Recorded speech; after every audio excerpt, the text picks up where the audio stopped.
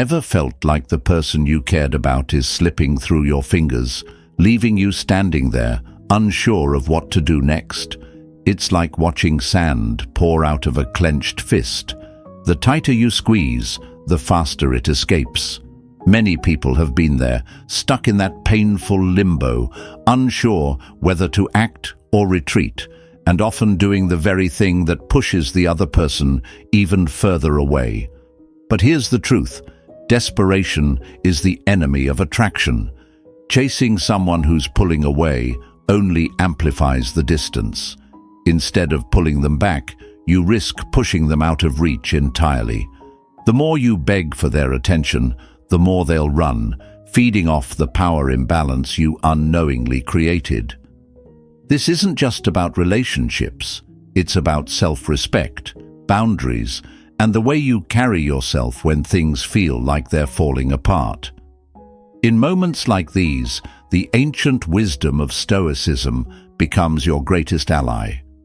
Stoicism teaches us to focus on what we can control: our emotions, our actions, and our mindset. By shifting your focus inward, you create a quiet, unshakable confidence that others can't ignore. It's the difference between standing still like an oak tree in a storm or letting the wind toss you around like a fallen leaf. Which one do you think draws admiration? This isn't about manipulation or playing games. It's about regaining your center and becoming the version of yourself they can't help but notice. When you learn to let go of fear, stop reacting to every little move they make, and start embodying the power of self-control, everything changes. It's magnetic. They'll feel it in your silence, in your restraint, and in the way you no longer chase them like a lost puppy. Think of it like a fire that's almost out. If you smother it with too much air, it dies. But if you step back, give it space, and feed it carefully, it burns brighter. The same applies to relationships. Instead of overwhelming the situation with panic or overthinking, you let the other person feel your absence and come to terms with what they're missing. Silence is a source of great strength, as Lao Tzu once said. It's not weakness to hold back, it's power. And when you channel that power correctly, you stop giving them the upper hand. Instead, they'll find themselves drawn to you again, not because you begged, but because you've shown them what it's like to live without you. This is your chance to rewrite the dynamic, to stop being reactive and start being intentional, to build a foundation of respect, not desperation. It's about more than winning someone back. It's about creating a life and a mindset so strong that whether they return or not, you're standing tall, unshaken, and undeniably magnetic. So here's the deal. If you're ready to take control of your emotional destiny and show them what true strength looks like, stick with us until the very end of this video.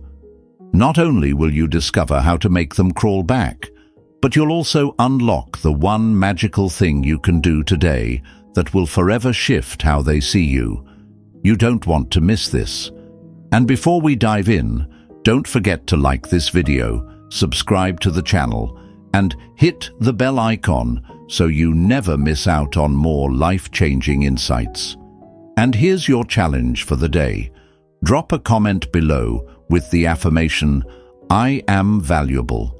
Let this be your reminder that no one determines your worth but you. Now, let's get started. Number 1. Stop chasing, start attracting. Imagine you're holding a butterfly in your hand. If you squeeze too tightly, it will struggle and try to escape. But if you keep your hand open, it may stay, freely choosing to rest with you. Relationships work the same way. When someone begins to pull away, the instinct to chase them can feel overwhelming, but that chase often pushes them further away. It's not attraction, it's desperation, and desperation has never been magnetic. The key to turning things around lies in resisting the urge to pursue. When someone becomes distant, our minds jump to all the worst-case scenarios. What if they've lost interest? What if this is the end? These thoughts are natural, but they're also a trap. As the Stoics teach, we suffer more in imagination than in reality. Most of the pain you feel comes from the story you're telling yourself, not the actual situation. The truth? Their distance may not even have much to do with you. Instead of reacting emotionally, take a step back and focus on what you can control: your mindset, your actions, and your energy. Chasing someone often comes from fear. Fear of losing them, fear of being alone, or fear of rejection. But fear doesn't attract, it repels. When you chase, you signal that you've placed your happiness entirely in their hands, and nothing drains attraction faster than giving away your power. Think of a tree in a storm. It doesn't bend and break with every gust of wind. It stands tall, grounded in its roots. That's how you need to be: calm, composed, and confident. This isn't about playing games or pretending not to care. It's about genuinely believing in your value, knowing that your worth isn't tied to someone else's approval. Imagine this: you're dating someone, and they start to seem distant. Your first thought might be to flood them with messages, show up unannounced, or try to remind them of what they're missing. But what if instead you paused? What if you let them have the space they're asking for and focused on yourself instead? That's the approach of someone who knows their worth. Take John, for example. John notices that the person he's seeing, Alex, has been pulling away. Instead of panicking, John decides to stay grounded. He sends one thoughtful message, something simple like, "Hey, I hope you're doing okay. I'm here if you want to talk." Then he leaves it at that. He doesn't bombard Alex with calls or texts. Instead, he focuses on his hobbies, spends time with friends, and works on his own growth. John isn't pretending to care less.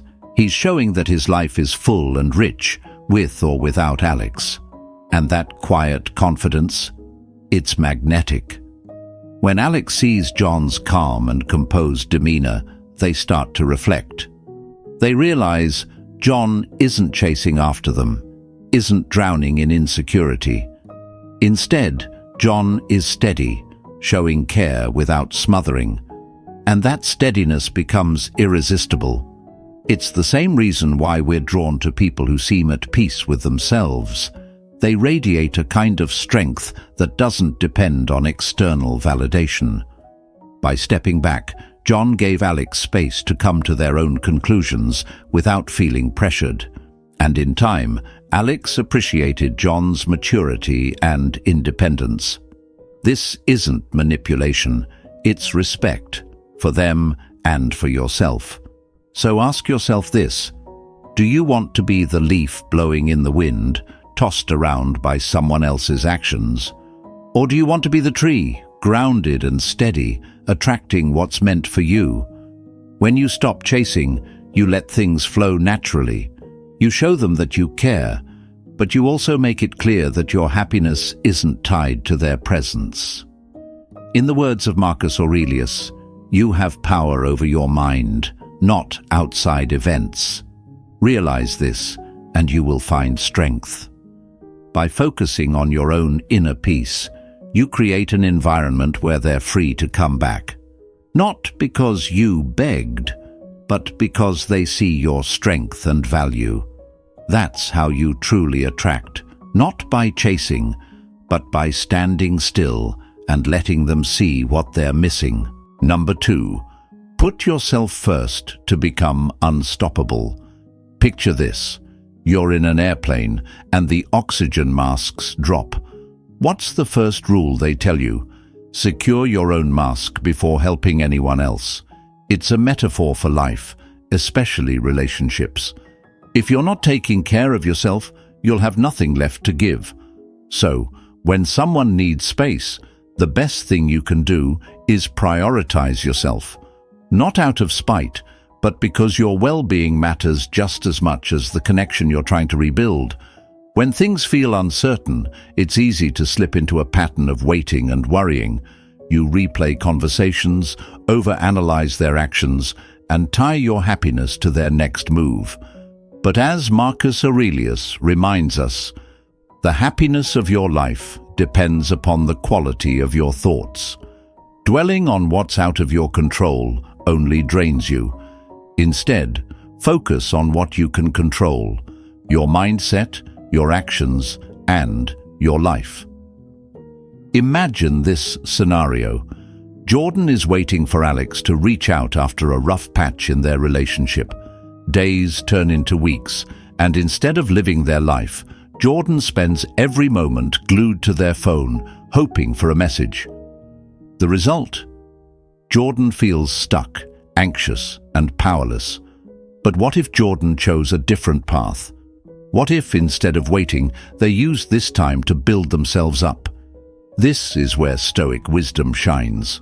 As Epictetus said, "Make the best use of what is in your power, and take the rest as it happens." You can't control when or if they come back, but you can control how you spend this time. Dive into your passions, reignite old hobbies, or learn something new. Whether it's picking up a guitar, starting a fitness journey, or exploring a creative outlet, pouring energy into yourself isn't just fulfilling, it's empowering. You might wonder, but isn't focusing on myself selfish? Won't they think I don't care? Not at all.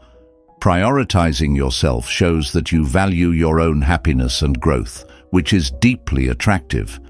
It's not about ignoring them. It's about building a life so rich and fulfilling that their presence becomes a complement, not a necessity. Think of it like planting a garden. If you neglect your own soil and focus only on theirs, nothing will grow. But if you nurture your space, watering, weeding, and planting, you create a flourishing environment that naturally draws others in. By focusing on your own growth, you not only become stronger, but also more magnetic. This time is also an opportunity to reconnect with friends and build your social circle. Friends remind you of your worth and help you see things from a fresh perspective. They bring laughter, support, and the reminder that life is full of possibilities beyond any one relationship. Surrounding yourself with positive energy lifts your spirits and strengthens your resilience. Self-care isn't just about hobbies or socializing, it's about nurturing your mind and body. Exercise regularly, eat well, and get enough sleep. These simple habits not only improve your physical health, but also boost your confidence and mental clarity. Consider journaling or meditating to clear your mind and reflect on your goals.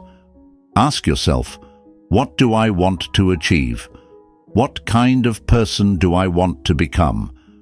By focusing on yourself, you create a life that's rich with meaning and joy, whether or not they come back. And if they do, they'll find someone who is stronger, more grounded, and more complete. As Seneca said, "As is a tale, so is life. Not how long it is, but how good it is what matters." Use this time to make your life good, not just for them, but for you. In the end, putting yourself first isn't just about healing, it's about thriving. It's about showing the world and yourself that you're capable of standing tall no matter what. Whether they return or not, you'll be ready for whatever comes next, knowing you've built something unshakable, yourself. Number 3. Patience speaks louder than panic. Picture this. You're standing on the shore, watching the tide pull away from the beach. If you panic and try to chase it, you'll only exhaust yourself running into the ocean. But if you wait, the tide always returns. Relationships often work the same way. Sometimes the distance you feel is temporary, a natural ebb in the flow of emotions. Your job isn't to chase, it's to stay grounded, calm, and patient. When someone seems distant, it's easy for your mind to jump to conclusions. Did I do something wrong? Are they losing interest? Is this the beginning of the end? These thoughts swirl like a storm, clouding your ability to think clearly. But as the Stoics remind us, you have power over your mind, not outside events. Realize this, and you will find strength. The key is to focus on what you can control: your emotions, your actions, and your perspective. It's human nature to want to fix things immediately, especially when it feels like something is slipping through your fingers. But acting on impulse rarely leads to a solution. Imagine steering a ship in rough waters. If you react to every wave with sudden jerky movements, you'll lose your direction entirely. Instead, a skilled captain remains steady, observing the patterns and making thoughtful adjustments.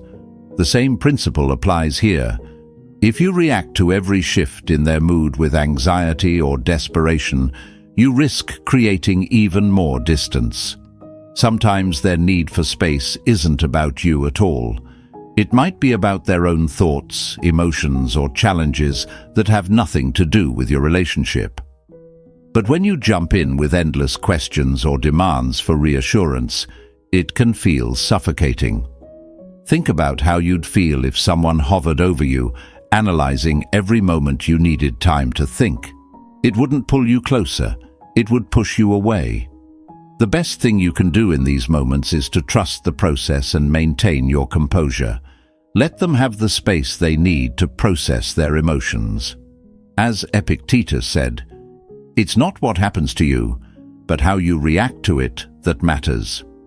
By staying calm and collected, you show them you're a stable and secure presence in their life, someone they can rely on even when things feel uncertain. Imagine this. Alex notices their partner, Taylor, has been pulling away.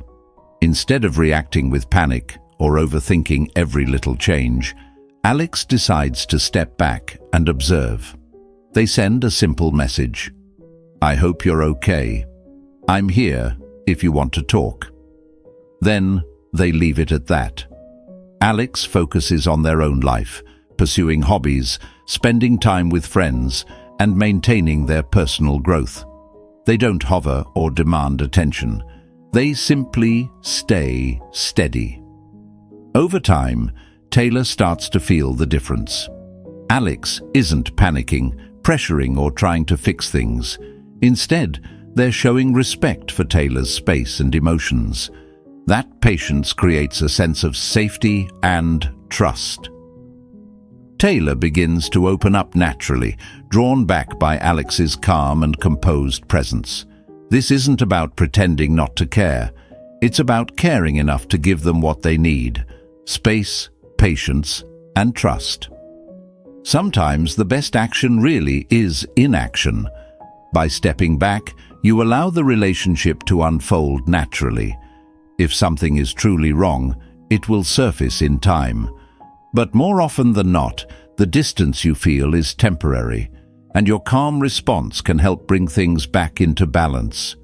Remember, desperation repels, but calm confidence attracts. When you remain steady, you show them that your happiness isn't dependent on their every mood. You become like the oak tree in a storm, unshaken, rooted, and undeniably strong. And that kind of presence? It's magnetic. It doesn't just draw people back. It makes them realize they never want to leave. Number 4, give space to let them see your worth. Imagine holding a small bird in your hand. If you grip too tightly, it will struggle and try to escape. But if you hold your hand open, it might choose to stay. That's how relationships work when tension arises, especially when someone needs space. Respecting their boundaries doesn't mean giving up. It means understanding that space can heal, clarify, and even reignite what once seemed lost. When you're trying to repair a connection, it's natural to feel the urge to stay close, to fix things immediately, or to remind them how much you care. But constantly hovering or overreaching can backfire. It can feel suffocating and leave them wanting even more distance. This is where the wisdom of Stoicism comes in. As Marcus Aurelius said, "You have power over your mind, not outside events. Realize this, and you will find strength." You can't control how they feel or what they choose to do, but you can control your own actions. And that's where the power lies. Think about a disagreement or misunderstanding you've had with someone. After you've both spoken your piece, the temptation to keep checking in or over-communicating can be strong. But this constant pursuit often has the opposite effect. It creates pressure, and pressure pushes people away. Instead, take a step back. Respect their need for solitude and use this time to focus on yourself. Space isn't just for them, it's for you too. It's an opportunity to reflect, grow, and rebuild your own foundation. Picture this. Chris and Taylor had a misunderstanding that left their relationship strained. Chris wanted to fix things immediately, to talk it out and resolve everything on the spot. But Taylor needed time to process. Instead of flooding Taylor with texts or showing up unannounced, Chris chose to step back. They sent one thoughtful message, something simple like, "I'm here if you ever want to talk," and left it at that. Then, Chris turned their attention to their own life, hobbies, personal growth, and spending time with friends.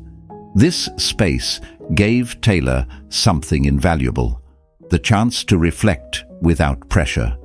They began to see the maturity in Chris's response, the patience and respect that spoke louder than words ever could. Instead of feeling cornered, Taylor felt safe, and that safety opened the door to reconciliation. Here's the thing, when you give someone space, it doesn't mean you've disappeared. It means you trust the process and their ability to navigate their emotions without interference. It's not about playing games, it's about showing that your connection is strong enough to withstand a moment of pause. Balance is key here. You don't want to vanish entirely, leaving them to assume you've moved on. A light touch, a message checking in after some time, can remind them that you're there without being overbearing. It's important to remember that space isn't a void, it's a bridge. It gives both of you time to breathe, to miss each other, and to see the situation more clearly. As the Stoics teach, patience is bitter, but its fruit is sweet. By exercising patience and self-control, you show them that you're not desperate, but confident in your own value. Questions may cross your mind during this time. What if they move on? What if they forget about me? These are fears that live in the imagination, not in reality. If your connection is genuine, giving space won't weaken it. It will strengthen it. And if they choose not to return, then their absence will make way for something better. Either way, you win. Ultimately, by respecting their autonomy and giving them room to process, you demonstrate qualities that are deeply attractive: maturity, emotional intelligence, and self-respect. These traits don't just make them see you differently, they make you see yourself differently. And that shift? It's the foundation of a healthier, stronger relationship, whether it's with them or with yourself. Sometimes, the best way to draw someone closer is to let them come to you on their own. Number 5. Look within to build what lasts. When relationships hit rough waters, it's easy to point fingers or drown in confusion. But if you pause, take a breath, and look inward, you'll find the answers you're searching for. Reflection isn't about blame. It's about clarity. It's about understanding your role, recognizing your actions, and using that awareness to grow stronger, both as an individual and as a partner. The Stoics believed that self-awareness is the foundation of a meaningful life.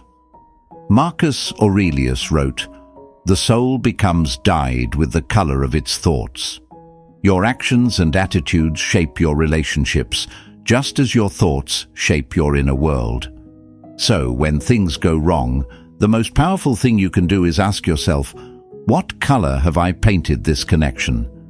Imagine a scenario where someone you care about has expressed frustration. Maybe they've said they feel unheard, unappreciated, or disconnected. It's natural to feel defensive, but defensiveness builds walls. Instead, lean into reflection. Have you been distracted by work or caught up in your own world? Have you overlooked their emotional needs, brushing off small moments that mattered to them?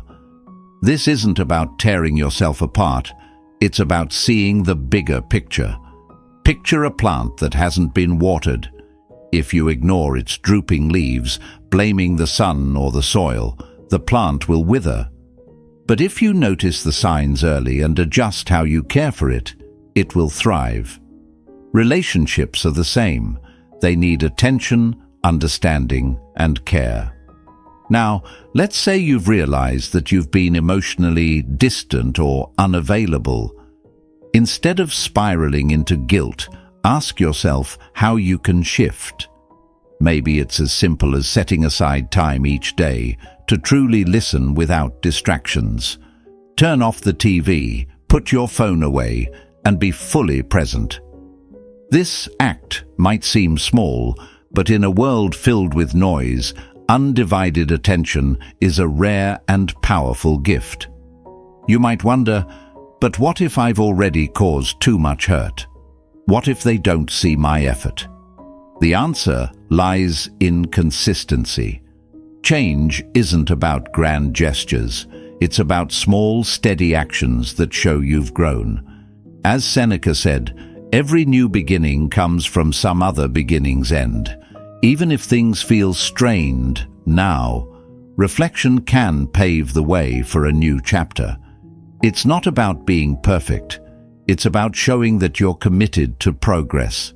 For example, imagine Alex and Jordan in a strained relationship. Alex realizes they've been so focused on work that they've unintentionally ignored Jordan's needs. Instead of drowning in regret, Alex decides to take action. They apologize sincerely, not with excuses, but with genuine accountability.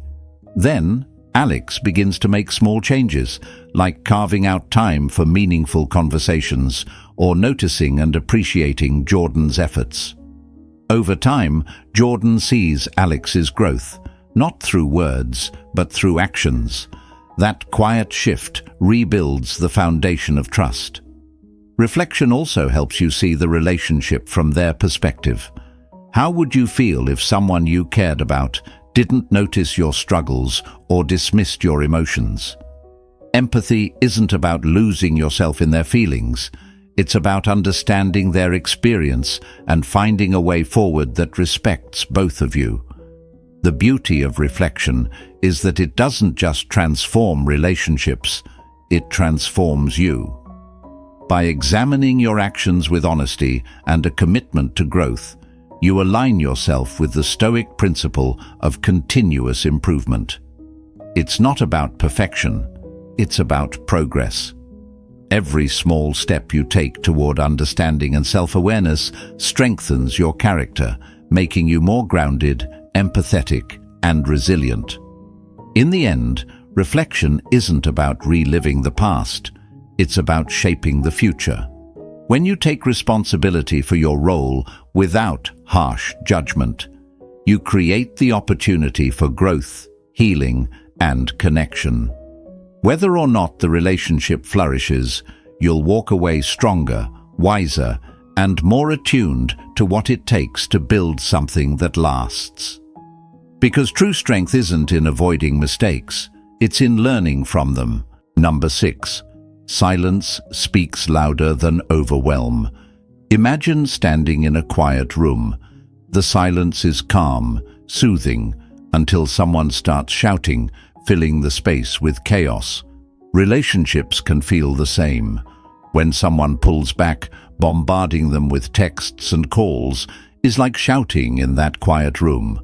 Instead of creating connection, it creates noise. And noise never draws people closer, it pushes them away. The instinct to flood someone with messages when they're distant often comes from fear. Fear of losing them, fear of being forgotten, fear of the unknown. But as the Stoics remind us, we suffer more in imagination than in reality. What you fear is often worse than what's happening. Your panic doesn't solve the problem, it amplifies it. Instead of trying to close the gap with constant communication, step back and let the silence do the work. Think of this like navigating a stormy sea. If you panic, grabbing at the wheel and flailing at every wave, you'll only exhaust yourself and might even sink the ship. The wiser choice is to steady your hand and steer with purpose. The same applies to relationships. When they've stopped responding, the worst thing you can do is react with desperation, sending message after message or calling repeatedly to fix things. This behavior doesn't bring clarity. It creates more distance. Now imagine this scenario. Alex notices their partner, Jordan, hasn't been responding to texts like they used to. Instead of firing off a dozen messages or asking repeatedly what went wrong, Alex takes a different approach. They pause, gather their thoughts, and send a single meaningful message. I'm here if you need to talk. Take the time you need. Then, Alex puts the phone down and focuses on their own life, spending time with friends, pursuing hobbies, and maintaining their mental clarity. This choice communicates something powerful: patience, respect, and confidence. Alex isn't chasing. They aren't demanding attention or validation. They're showing that their connection isn't built on panic, but on trust and understanding. And that kind of restraint, it's magnetic. You might wonder, but what if they're slipping away for good? Shouldn't I fight for them? The answer lies in how you define fighting. Real strength isn't in overwhelming someone with your presence. It's in showing that you're secure enough to give them space. As Epictetus said, it's not what happens to you, but how you react to it that matters. Bombarding them with messages only shows insecurity. But stepping back and maintaining your composure demonstrates a rare kind of confidence. It's also important to guard yourself during this time. Avoid the trap of stalking their social media, obsessing over every like or comment. This behavior doesn't bring answers, it brings anxiety. The Stoics teach us to focus on what we can control, and their social media activity isn't one of those things. What you can control is your reaction. Instead of scrolling endlessly, channel that energy into something productive: exercise, a creative hobby, or meaningful time with friends and family. By doing this, you're not just respecting their space, you're building yourself up. You're showing that your peace of mind doesn't depend on someone else's immediate responses. And that kind of emotional stability is deeply attractive. It creates a foundation of respect, not desperation. This approach also leaves the door open for them to return when they're ready. By not pressuring them, you allow the relationship to breathe. It's like tending to a fire. If you smother it with too much attention, it dies. But if you step back, give it air, and tend to it carefully, it can burn brighter than before. In the end, your restraint says more than 100 texts ever could. It says, I respect you, I trust the connection we have, and I'm confident in my own value. That confidence isn't just for them to see, it's for you to feel. Whether they return or not, you'll know that you handled the situation with strength, dignity, and the wisdom of someone who truly understands the art of connection. Number 7, own your mistakes, rebuild the bond. Mistakes are inevitable in any relationship, but how you handle them defines the kind of person you are. Owning up to your actions isn't about weakness, it's about strength, humility, and the desire to grow. As the Stoics teach, to err is human, to persist in error is foolish. If you've hurt someone you care about, the path forward begins with acknowledgement, responsibility, and a genuine effort to make things right. Imagine you've made a careless remark that stings more than you intended.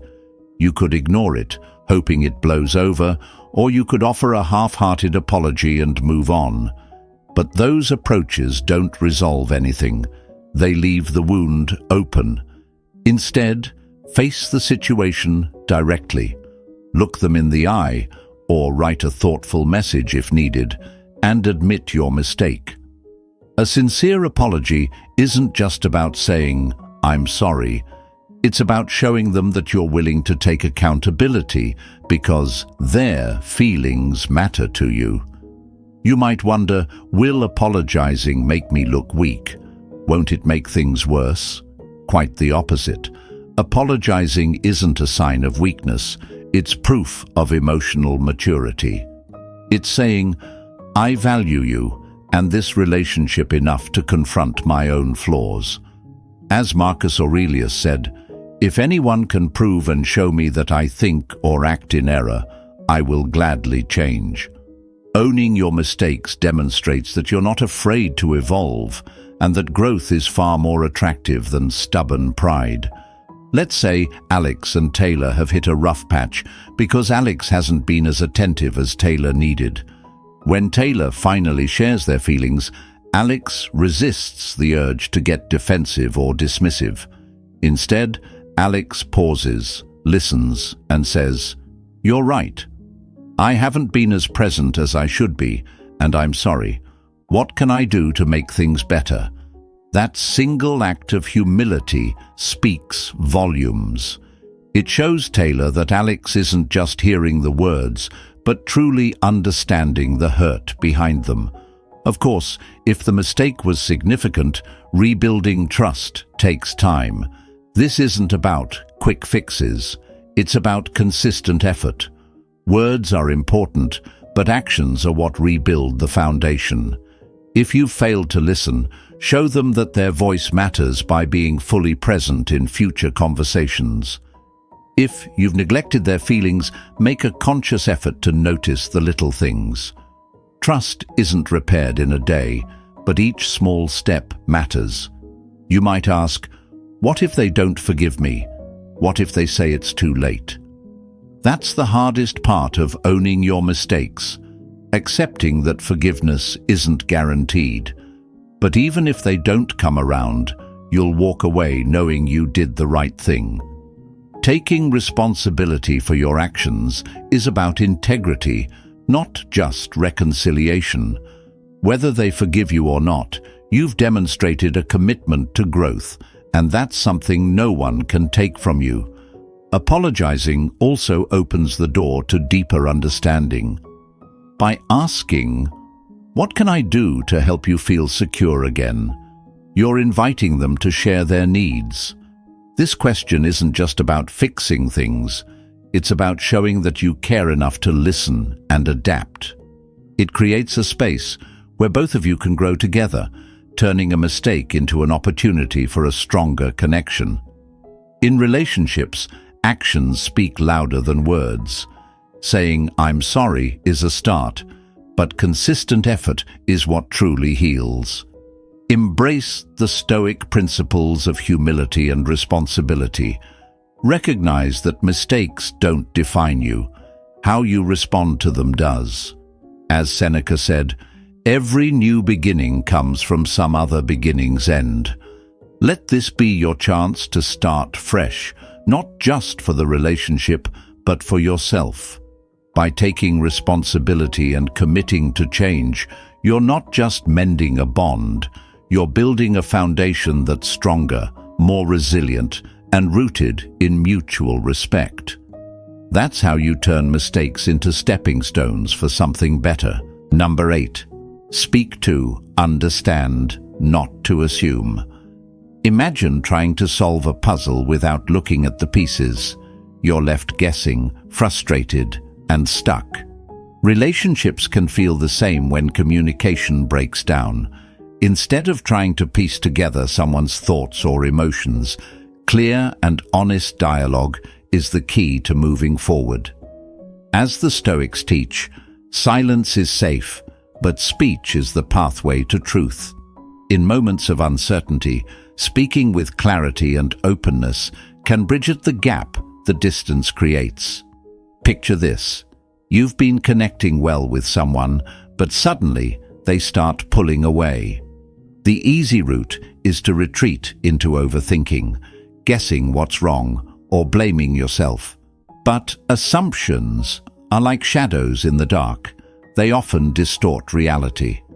Instead, choose to confront the situation with honesty. Say something direct yet considerate, like, "It felt like we were in a great place, but I've noticed some distance recently. I gave you space, but I'd like to understand what's going on. Can we talk about it?" This statement isn't an accusation, it's an invitation.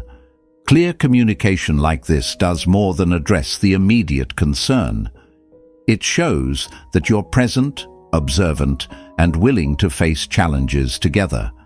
It tells them, "I see you, and I care enough to want clarity, not games." That kind of maturity stands out. Often their response might surprise you. The distance you felt may not even have been about you. Stress, personal struggles, or unrelated issues could be at play. By opening the door to conversation, you create a safe space for them to share. You might wonder, what if they don't want to talk? What if they shut me out? That's a possibility. But even if they're not ready, your willingness to communicate sets a tone of respect and sincerity. As Epictetus said, "We have 2 ears and 1 mouth so that we can listen twice as much as we speak." Sometimes the most important part of communication is allowing them to express themselves without interruption. Once they open up, take it further with questions that show your willingness to support, not control. Ask, "What do you need from me right now? How can we work through this together?" These aren't just words, they're an acknowledgement that relationships are a partnership. You're signaling that their feelings and needs matter, and that you're invested in finding a way forward together. Throughout this process, your tone matters as much as your words. Avoid letting frustration or desperation creep into the conversation. Instead, stay calm, steady, and empathetic. This isn't about fixing everything overnight. It's about showing that you're committed to understanding. Think of it like navigating a foggy road. Rushing or panicking only makes things worse. But moving steadily, one step at a time, brings clarity. Clear communication also frees you from the endless cycle of overthinking. Instead of wondering what went wrong, you take control of the situation by seeking understanding. Even if the conversation doesn't immediately solve everything, it lays the foundation for stronger, more transparent interactions in the future. You're no longer stuck guessing. You've opened a path forward. This approach aligns deeply with Stoic principles. Maintaining composure while addressing difficult emotions shows strength and maturity. It's not about controlling the outcome. It's about showing up authentically and giving the relationship a chance to grow. As Marcus Aurelius wrote, "Waste no more time arguing about what a good person should be. Be one." In other words, take action, even if it feels vulnerable, because growth often starts where comfort ends. Ultimately, speaking with honesty and an open heart doesn't just improve your connection with them, it strengthens your own sense of self. You learn that relationships thrive not on guessing games or assumptions, but on trust and mutual respect. By choosing clarity over confusion, you create a dynamic where both of you can thrive, whether together or apart. That's where real strength lies. Number 9. Let go to grow. Sometimes the hardest truth is also the most freeing. Not everything is meant to work out. In life, and especially in relationships, there comes a point when holding on does more harm than letting go. As the Stoics teach us, accept the things to which fate binds you and love the people with whom fate brings you together, but do so with all your heart. That love, however, also means having the wisdom to release what no longer serves you. Picture this. You're holding onto a rope that's burning your hands. You grip it tighter, hoping to stop the pain, but the tighter you hold, the deeper the burns. Letting go feels counterintuitive, but it's the only way to heal. Relationships can feel the same. You may pour your heart into fixing things, giving everything you have, only to find that the other person isn't meeting you halfway. No matter how much you try, the connection feels stuck, stagnant, and unbalanced. You might wonder, have I failed? Should I try harder? But the truth is, love isn't about sacrifice without reciprocation. It's not about depleting yourself to keep someone else comfortable. If you've done all you can, offered clarity, patience, and effort, and nothing has changed, it's time to ask yourself, is this helping me grow? Is it making me better, or is it holding me back? Marcus Aurelius wrote, "You have power over your mind, not outside events. Realize this, and you will find strength." You cannot control someone else's feelings, actions, or commitment, but you can control your decision to value yourself enough to walk away from something that no longer nurtures you. Letting go isn't an act of defeat. It's an act of courage and self-respect. Imagine a relationship where you're the only one making compromises. You stay up at night worrying, replaying every interaction, wondering what you did wrong. Meanwhile, the other person remains indifferent, offering little effort in return. It's like watering a plant that refuses to grow. No matter how much love you pour into it, the soil simply isn't fertile. The realization may sting, but it's also liberating. You deserve a partnership where effort flows both ways. You might think, but what if I let go and they change? What if I never find someone like them again? These fears are rooted in attachment, not reality. Letting go doesn't mean you've stopped caring. It means you're choosing to prioritize your peace and happiness. If they truly value you, they'll reflect on what they've lost and may return with a renewed effort. And if they don't, then they were never meant to walk the same path as you for the long haul. As Seneca said, every new beginning comes from some other beginning's end. By releasing what isn't meant for you, you open yourself to possibilities you may never have imagined. A brighter, healthier relationship could be waiting just around the corner, but you'll never find it if you're stuck clinging to something that no longer grows. This isn't about giving up. It's about choosing yourself. Letting go means accepting reality with grace, understanding that love can't be forced, and trusting that what's meant for you will never miss you. It's about freeing yourself to grow, heal, and rediscover your worth. In the end, saying goodbye isn't just about closing a door. It's about opening new ones. You're not walking away from love. You're walking toward the kind of love that reflects the best version of you. Letting go takes strength, but within that strength lies your freedom. Choose it, embrace it, and know that the future holds more than you could ever imagine.